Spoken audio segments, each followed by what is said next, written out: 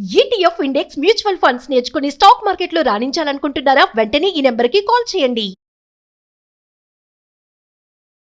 నమస్తే, welcome back to Suman TV. ప్రస్తుతం మనతో పాటు ఉన్నారు ఫ్యామిలీ కౌన్సిలర్ రజనీరామ గారు. నమస్తే మ్యామ్. నమస్తే నవీన. మేడం, కొంతమంది భర్తలు వేరే వాళ్ళ భార్యల్ని బాగా పొగుడతారు, చాలా బాగా మాట్లాడతారు. అబ్బా ఆమె అసలు మామూలు కాదు, ఆ పని అన్ని పనులు చక్కచక్క చేస్తుంది, హస్బెండ్ చాలా సపోర్ట్ చేస్తూ ఉంటుంది అని చాలా గొప్పలు చెప్తూ ఉంటారు. కానీ ఇంట్లో ఉన్న తన భార్యని మాత్రం 10 మందిలో తీసుకెళ్ళి పరువు తీయడం, అంటే కావాలని కూడా కాదు, ఏదో సందర్భంలో ఏదో ఒక మాట మీరు చాలా వీడియోలో చెప్పారు. భార్య వచ్చి ఒక సలహా ఇస్తే చెప్పావులే నువ్వు లోపలికి వెళ్ళి వంట చేసుకో అని అనే భర్తలు చాలా మంది ఉన్నారు. ఇలా పరువు తీసే భర్తలు.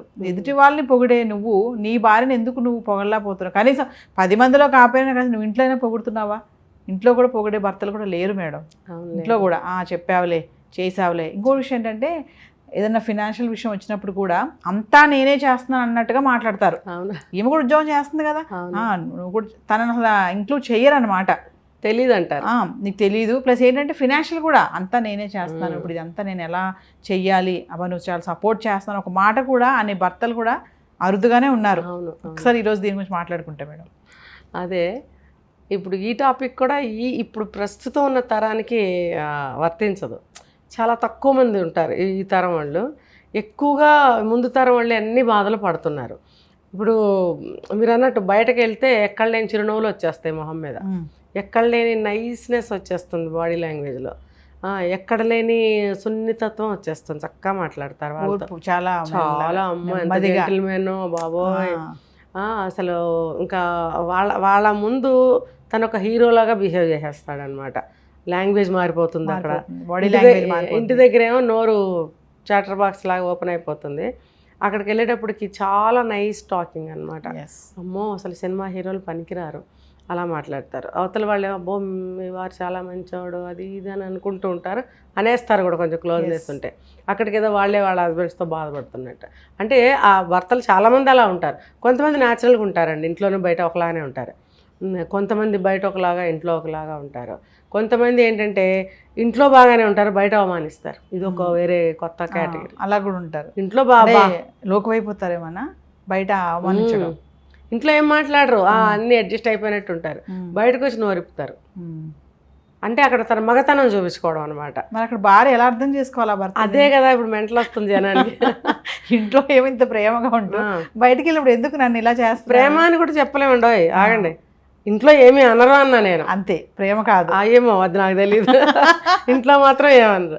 బయటకు వచ్చిన తర్వాత ఇట్రా, వినపట్టలేదా నీకు, మెంటల్ రైట్ అంటే ఏంటంటే అబ్బో భలే వెళ్తున్నాడులే పెళ్ళాన్ని, పెద్ద మగవాడు అందరూ అనుకోవాలని.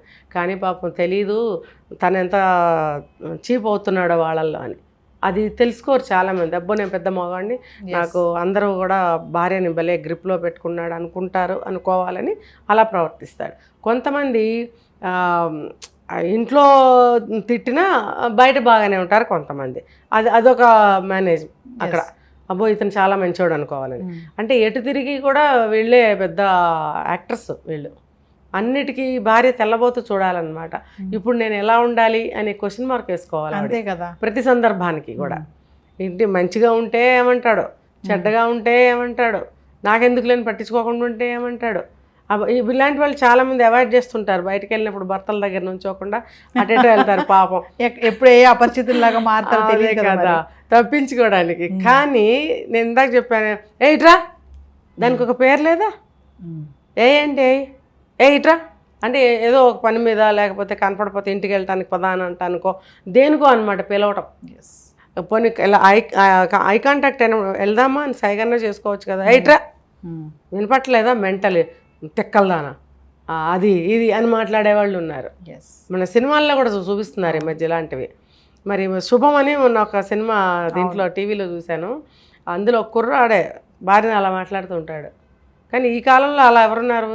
చాలా అంటే చాలా తక్కువ, ఎక్కడో ఊళ్ళల్లో ఉండుంటారు. కానీ సినిమాలు కూడా ఎలా అంటే మేడం, మీరు చెప్పారు కదా మూవీ, అందులో 3 ఫ్రెండ్స్ మాట్లాడుకుంటూ అడుగుతారు కొత్తగా పెళ్ళైన అబ్బాయి తంటారే మీ ఆవిడ నువ్వు కాఫీ అలా అడుగుతావరా అంటాడు. ఇలా పెడతా అంట కాఫీ ఇలా పెడితే ఇదేమో కప్పు రింగ్లోకి వెళ్ళాలంట, ఇది ఇలా అంట. అంటే అందులో కరెక్ట్గా బేస్ అయ్యేలాగా కప్ పెట్టి నేనైతే కాఫీ కూడా అడగను రా మా ఆవిడని. ఇలా మరి ఎలా తాగుతావరా అంటే ఇలా అది అడగటమేగా. నువ్వు అడగకుండానే తీసుకొచ్చి నీ ముందు పెడితే అది వేరే విషయం. అలా ఉన్నారనే కదా మేడం సినిమాలు కూడా తీస్తున్నారు. అంటే ఈ స్టైల్లో ఉండకపోయినా ఉన్నారు, ఆ బిహేవియర్ చేసేవాళ్ళు ఉన్నారు. అది ఏంటంటే లోకువైపు, అది చెప్తున్నాడు కదా అందులో, మనం లోకువైపోతాం రా, అలా నొక్కిపెట్టి ఉంచాలరా అంటే అది చూసిన అమ్మాయిలు ఎందుకు వింటారు రేపొద్దున, ఓహో ఇలా అనుకుంటున్నారు కాబట్టి మనం అలా ఉండకూడదు అని అనుకోరు. అంటే జస్ట్ ఫర్ ఫన్ తీస్తారు వాళ్ళు, కానీ రియల్ లైఫ్లో ఉన్నారు. అలా ఉన్నప్పుడు అది మారాలండి, అట్లా తప్పది. ఇది చాలా అంటే చాలా తప్పు. ఎందుకంత చిన్న చూపు, చదువుకున్న భార్యలను కూడా తొక్కేస్తారు, అన్నీ తెలిసిన వాళ్ళని కూడా నీకేం తెలియదు అంటారు. మళ్ళీ ఏం చేస్తారో తెలుసా, వీళ్ళని అసిస్టెంట్గా ఉపయోగించుకుంటుంటారు ప్రతిదానికి. వాళ్ళకి ఫోన్ చేయి, వాళ్ళకి ఇది మెసేజ్ పెట్టు, వాళ్ళకి ఇది చెప్పు అంటుంటారు. పాపం ఈవిడ తెలివితేటలు ఉపయోగించి అక్కడంతా మేనేజ్ చేస్తూ ఉంటుంది, ఆ క్రెడిట్ అంతా ఇతనికి వస్తుంది. ఇది ఇంకో తెలివితేటలు అనమాట.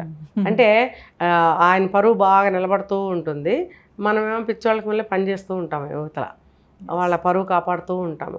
అంటే ప్రతి మగాడు తెలుసుకోవాలి ఏంటంటే, నువ్వు బయట సక్సెస్ అవుతున్నావు అంటే దానికి కారణం ఇంట్లో ఉన్న భార్య. తను నిన్ను ప్రశాంతంగా ఉంచుతుంది, బర్డెన్ ఫ్రీగా ఉంచుతుంది, నీ పనులన్నీ తనే చేసుకుంటుంది, నీకేం పని చెప్పట్లేదు.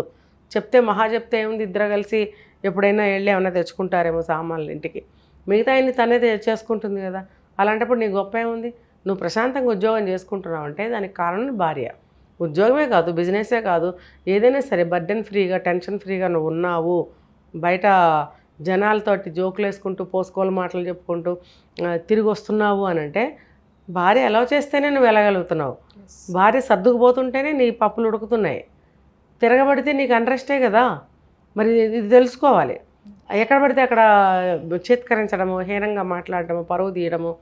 కొంతమంది ఉంటారు, ఎవరన్నా వచ్చి ఏదన్నా కంప్లైంట్ చేశారనుకోండి, వాళ్ళ ముందే భార్యను కొట్టడం, వాళ్ళ ముందే నువ్వు ఇలా ఎందుకు చేసావు అని నిలదీసి అడగటం. ఇది ఘోరంలోకెల్లా ఘోరం అంటా నేనైతే. ఇంకా కొంతమంది భర్తలు పిల్లల ముందే, పిల్లలేంటి అసలు ఆ వచ్చిన వాళ్ళ ముందేనండి, ఆ వచ్చిన వాళ్ళ ముందే కొట్టిన భర్తల్ని, కొట్టబోయిన భర్తల్ని, నోటుకొచ్చేటు మాట్లాడిన భర్తల్ని కూడా నేను ఎరుగుదును. ఇవి తప్పు కదండి. భార్య ఆ పని చేస్తే నీ పరువు ఎక్కడ ఉంటుంది? అసలు నువ్వు మళ్ళీ తలుపు తీసుకుని మర్నాడు బయటికి వెళ్ళగలవా? మరి అదే పరువు భార్యకు ఉండదా? ఈవిడికి విలువ లేదు, ఈవిడ మాట అంటే లెక్కలేదు, ఈవిడ తెలివి తక్కువది అని ముద్ర వేసారా సమాజం? ఆయన భార్య తెలివి తక్కువది అంటే మరి ఆయనకి పరువు నష్టం కదా, ఆయనకి ఎగతాళే కదా అది.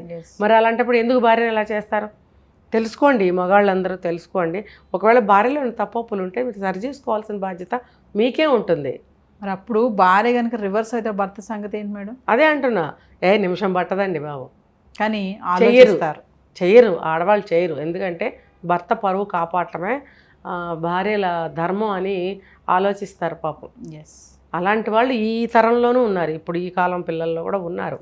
అది అలుసుగా తీసుకుని మీరు ఇష్టం వచ్చాడు పేట్రే గారు అనుకోండి, తిరగబడతారు.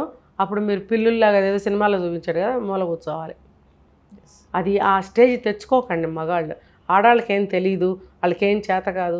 ఒక పని ఇచ్చి చూడండి, మీకన్నా బాగా చేసుకొస్తారు వాళ్ళు. ఆ నాలెడ్జ్ ఉండాలే కానీ ఆ నాలెడ్జ్ లేకుండా చేస్తుంది మీరే కదా. అన్నీ తెలిసిన వాళ్ళని కూడా అమ్మో ఇది నాకన్నా ముందుకు ఎక్కడికి వెళ్ళిపోతుందో అని గడప దాటి బయటికి రానివ్వరు, ఇంట్లోనే ఉంచుతారు జీవితకాలం. వాళ్ళకేం తెలివితేటలు లేవనా, చదువుకోలేదనా? పెళ్ళికి ముందు వాళ్ళు చదువుకునే వచ్చారుగా. చదువుకోని వాళ్ళు ఎవరున్నారు? గత 50-60 సంవత్సరాల నుంచి అందరు చదువుకున్న వాళ్ళే ఉంటున్నారు, ఎక్కడో ఒక 10% పక్కన పెడితే. మరి అలాంటప్పుడు చదువుకున్న అమ్మాయిలను తీసుకొచ్చి మూల కూర్చోబెట్టడం ఏంటి? ఇది తప్పది. మీరు కావాలంటే మీ ఇంటికి ఆమె తెలివితేటల్ని, ఆమె చదువుని ఉపయోగించండి, మీకే లాభం అది. పిల్లలకి చదువు చెప్పుకోవచ్చు, బయట ఏ పనైనా చక్కగా సక్సెస్ఫుల్గా చేసుకురాగలదు. ఎందుకు మీరు తొక్కిపెట్టి ఇంట్లో ఉంచుతారు? మీరు నేర్పించుకోండి, మీకే హెల్ప్ అవుతుంది. అది అనుమానం పక్షులు ఉంటారు కదా, వాళ్ళు పంపరు బయటికి. 2 అనుమానాలు, ఒకటి నాకన్నా ఎదిగిపోతుందేమో, రెండోదేమో అమ్మో ఎవరికైనా లైన్ వేస్తుందేమో. ఈ 2 భయాలు ఉన్నంత మీరు జీవోత్సవాల్లాగా బతకాల్సిందే. Thank you.